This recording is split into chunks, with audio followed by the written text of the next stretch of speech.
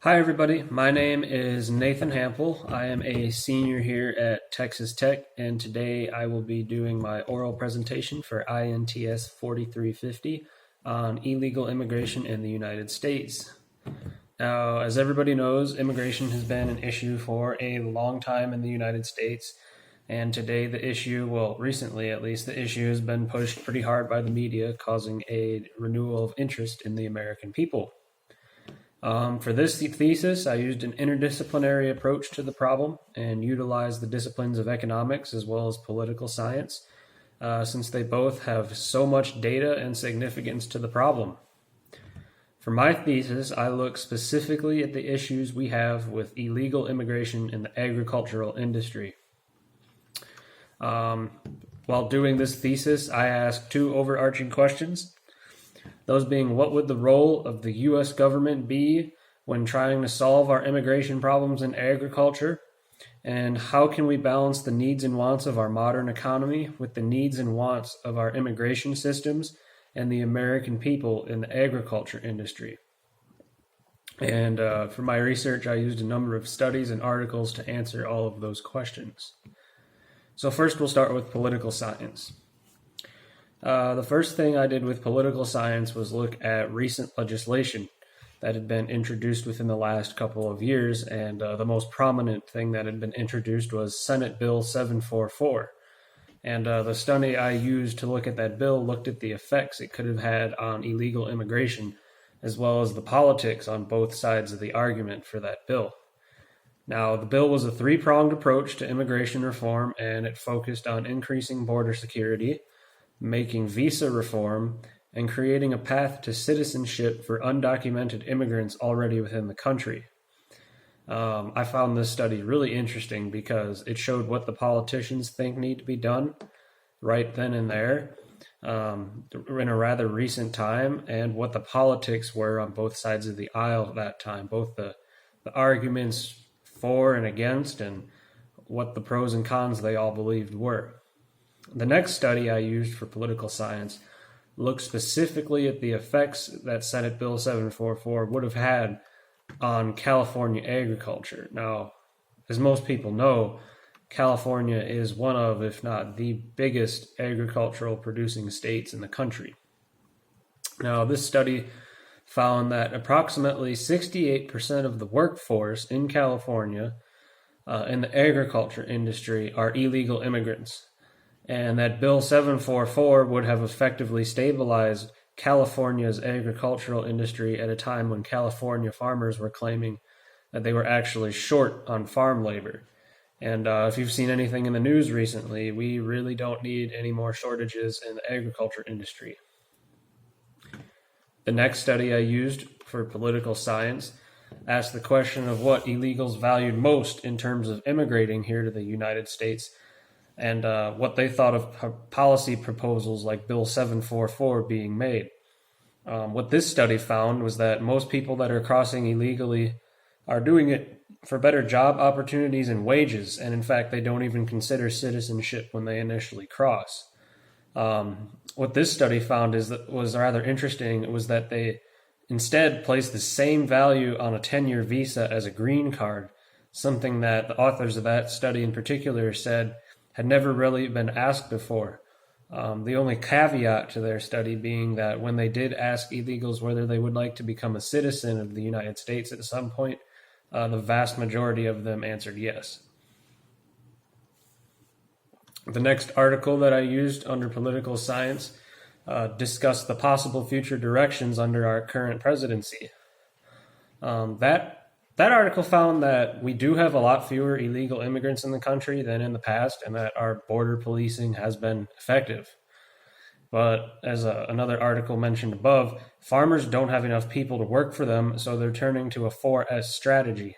Now, that 4S strategy consists of satisfying current workers, stretching the existing workforce with mechanical aid, substituting or completely replacing workers with machinery, or supplementing illegal farm labor with legal farm labor where it's possible. The authors of this study in particular say that the future looks to be something of combination of the 4S strategy for both the short and the long term, and that there were two paths that they could take. One path would be to make it easier to get more legal immigrants in so that farmers could fill the farm labor jobs where they're lacking. The other would be to essentially tax farmers in such a way as to foster a new increase in mechanization to keep up with the demand for their products. Now, recently, in the fall of 2019, so this last year, there was new legislation introduced that was surprisingly supported by both Democrats and Republicans, and it wanted to solve some of the most pressing issues of the problem by giving illegals who met certain requirements a path to citizenship. It also offered easier to acquire 5-year visas and was going to make it so that if an illegal immigrant had been here 10 years or longer, and 4 of those years had been in the agriculture industry, they could immediately apply for a green card with a slightly expedited process. Now, the catch to the legislation, though, was that farmers would have to start using the E-Verify system so they could track the immigration status of people working for them. Unfortunately, I haven't heard anything come of that legislation, so I suspect it did not pass, or we would have seen something in the news about it. So the next thing I did was look at economics, the discipline of economics. Now, I found economics rather interesting to research in particular because economists are generally focused on what benefits the economy and not much else. They're pretty unbiased in that respect. They just want the economy doing the best it possibly can, regardless of what's going on. So when I was also researching economics, I decided to look at past policy that we have done in regards to immigration, and then go from the past to the present from the 60s on up. So the first thing I looked at was the Bracero agreements that fell apart back in the 1960s. What the Bracero agreements were essentially a set of agreements that made it very easy for people from Mexico and South America to come here to the United States and work in the agriculture industry. It was very well used during World War II and a little bit before that. They fell apart in the 1960s because the American public believed that they were suppressing wages, the domestic wages of domestic farm workers. And so when the agreements fell apart, it led to the subsequent elimination of about 500,000 farm laborers. Still one of the largest dismissals of workers in the history of the country. Now, the study that I used to look at this specifically looked at the economic effects, because the economic effects of the dissolution of those agreements never really were studied, even though you would think that's what they would have done, but they did not. What this study found was that it did not, in fact, raise domestic wages. In a couple of cases, it actually suppressed them, dropped them lower. Instead of it raising domestic wages, farmers just compensated with more machinery or changed their levels of production for a couple of years until they could resume the pre-Bracero levels. The caveat to this being, though, that the 60s was a time when there was a lot of mechanization going on throughout the country. There was a huge increase in mechanization happening. So a lot of farmers that just bought equipment mechanized the majority of their process. So they didn't even need farm laborers if there were more because of all the mechanization. The next piece of information, or the next article I should say that I used, looked at the results of immigration policy since then up until about 2011. And that study also determined that it's true that stricter border control has been effective, but that once again it's damaging growers because they can't find enough people and it's hampering their production efforts. We've mechanized just about everything we can, so we still need people to do certain jobs. This has subsequently led to higher prices in the grocery stores across the country, and more illegals are staying in Mexico and working there because of our efforts to keep people from crossing the border. From here, I ask the question, we hear a lot about illegals, and that's that they come for our public benefits here in the United States. The study I found that explains this is that in the agriculture industry is that it's true to an extent. It's true that illegals do generally gravitate towards areas with more public benefits. But for those in the agriculture industry in particular, it's not true at all. in the majority of cases, it's just not possible for them to receive any benefits because they move around so often, and they can't really apply for or receive any benefits as a result. That also is a large barrier because a lot of them don't speak any English at all. Now, some do, but a lot of them don't. What they're attracted to the most instead are things like a soup kitchen. From here, this led me to ask, what if we did make it easier for them to become legal? Would it benefit them economically to do so? And I was kind of surprised by what I found. The study I used there said that those with lower skill sets, like those in agriculture, are indeed discriminated against in wages for the work they do. But for those illegals outside the agriculture industry, the vast majority have no real economic incentive to become legal immigrants. This kind of surprised me because I would have thought it would have benefited all of them to become legal citizens. But the reason it doesn't benefit those outside was because the study found that they were often paid the same as they were as if they were legal immigrants. So there's no real economic incentive for them to become legal immigrants in that respect. From here, I kind of asked the question, well, what about the effect of the shortage of farm workers have on the economy? Because the last couple articles constantly mention that farmers are saying that they're actually short on farm workers. If we are short of them and they would benefit from coming here, it was rather surprising what I found.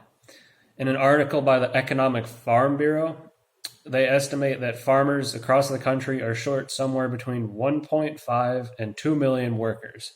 Now, this article was published within the last 5 years, so it's probably increased a little bit since then, but the numbers are still relatively accurate. What they also found was that farmers are not at all satisfied with the current visa system, and that many farmers and even visa agents are having to hire lawyers just to get workers through the process of becoming a legal immigrant or a legal migrant to come work on the farms. What was also worrisome were the statistics that this article showed regarding imports and lost GDP growth because of the shortage of workers. Maybe some of you haven't heard recently, but we're now importing beef while having to euthanize large numbers of our animals across the country. This article found that between 2000 and 2012, imported produce increased by 73.9%. In 2012 alone, the lack of workers was the cause of $3.3 billion in lost GDP growth for the U.S. economy.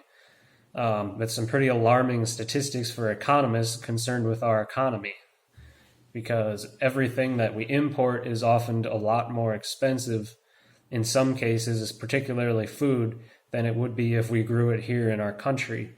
So a large lack of workers is something for them to seriously look at and consider to be a problem. So what have we learned from all this?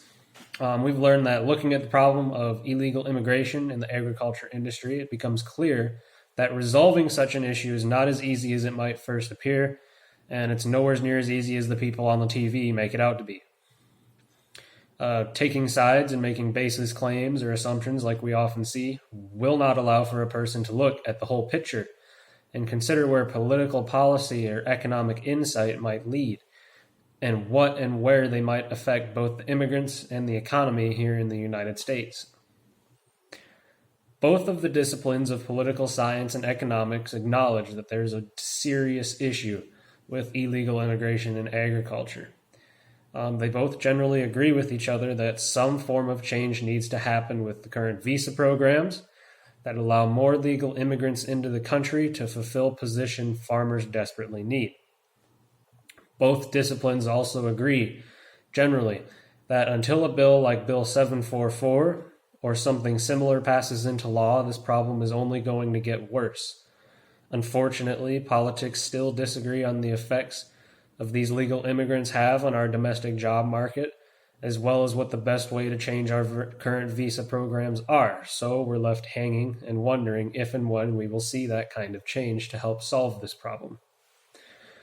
On top of that, the most alarming thing that I found was that article by the Farm Bureau that we have a shortage, not an overabundance of people, legal or not, in the agriculture industry.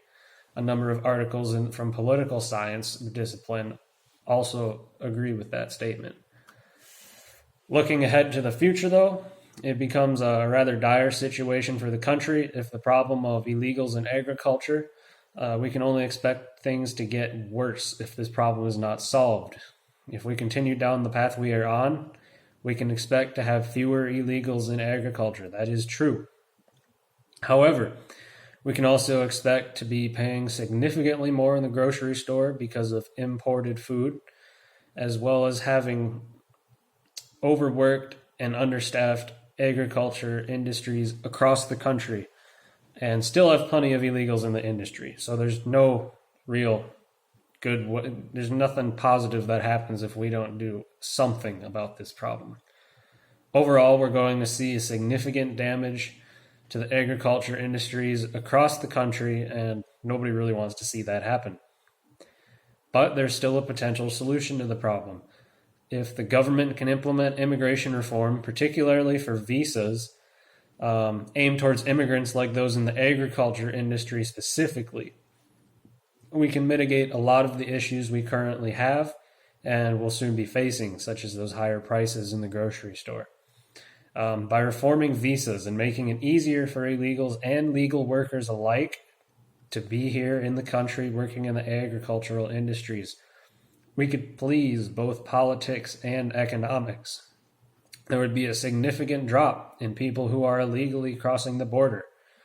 The farmers could use a government program, if they would agree to it, to accomplish a verification system for those who are working for them. A path offered to illegals currently in the country could allow them to become legal workers or even legal citizens. And a path to citizenship could be offered as an incentive that can draw in more workers who are legal and are better qualified. With that, I'm going to end this presentation. Thank you for watching. Bye.